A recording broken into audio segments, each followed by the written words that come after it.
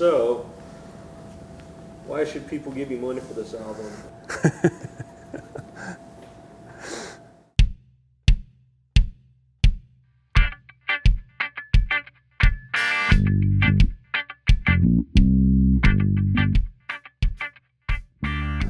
The thing we all had in common when we got together was we all loved the Trojan box set compilations that featured 60s Jamaican ska, rocksteady, and reggae artists. And that was the catalyst that just launched us into trying to play that music in that style and be as authentic as we could.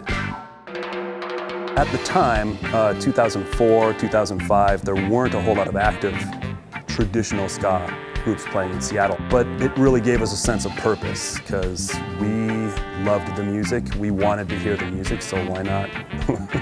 Why not do it ourselves? The name Orbits actually came from the Skatalites. It was rumored to be that the name Orbits was one of the Skatalites' former names. So I suggested, what about the Georgetown Orbits? And that makes it more unique to us and where we're from, where we started. Well, it was way back in 2006. I didn't know anything about the Orbits. That was the first time I saw them play, and I was impressed. Come to find out, they had just recorded their first album, and were looking for somebody to mix it. And I was just getting started as an audio engineer. Since that point, I've been the recording engineer for the Georgetown Orbits. In about 2012, the original bass player stepped aside from the band. It was a pretty natural transition to just come into the bass position that was now open in the band. So I first encountered the Orbits back around 2005 or so when I was joining up with Diablotones. Frequently we played on sets with Georgetown Orbits. What made Georgetown Orbits really stand out is it was a different level of musicianship. That was a band, and still is a band, that's really focused on letting the musicians express themselves, letting the musicians run the show. In the beginning, we pretty much played whatever we could get. We played house parties. If we could get a gig on a Tuesday night, if some venue would book us, we'd play that. I remember we played a roller skating rink once. We played a croquet tournament, but we were just happy to be playing. It was a great time.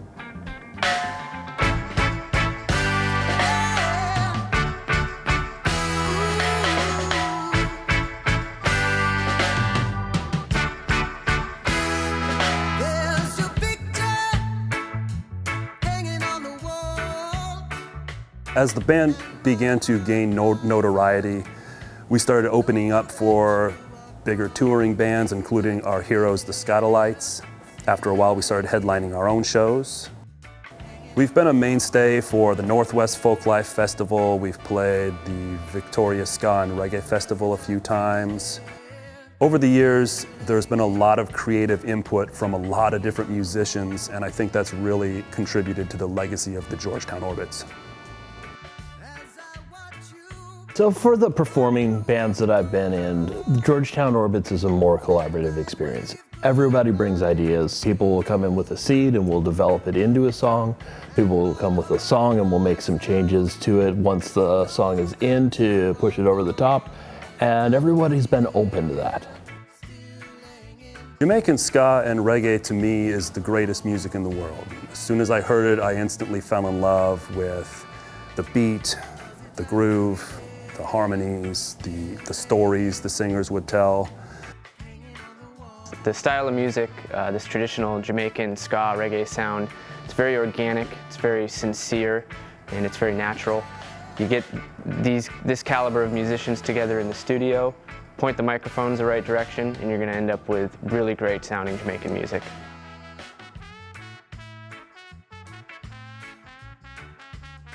This will be the Orbits' fourth full-length studio album.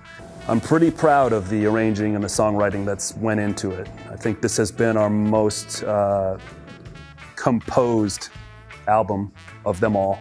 This is the best iteration of this group that we've ever had. Musicianship higher than it's ever been. Everybody's working together really well. This current lineup that we have is just phenomenal. The best musicians I've ever played with, very creative human beings. And my heart cries out to know that you are gone, and does it have to be there, still hanging on the wall.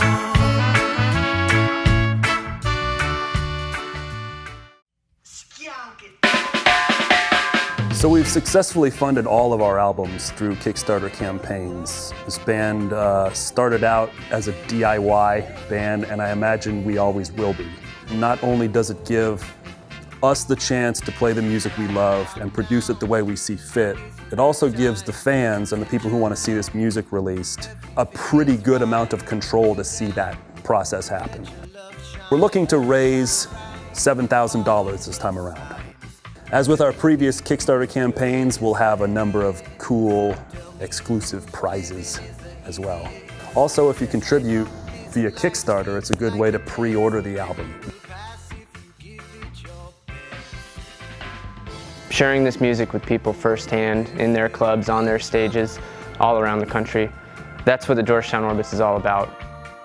I always love seeing young faces at shows, and it's cool to see people starting to take that journey that I took, that I'm still taking.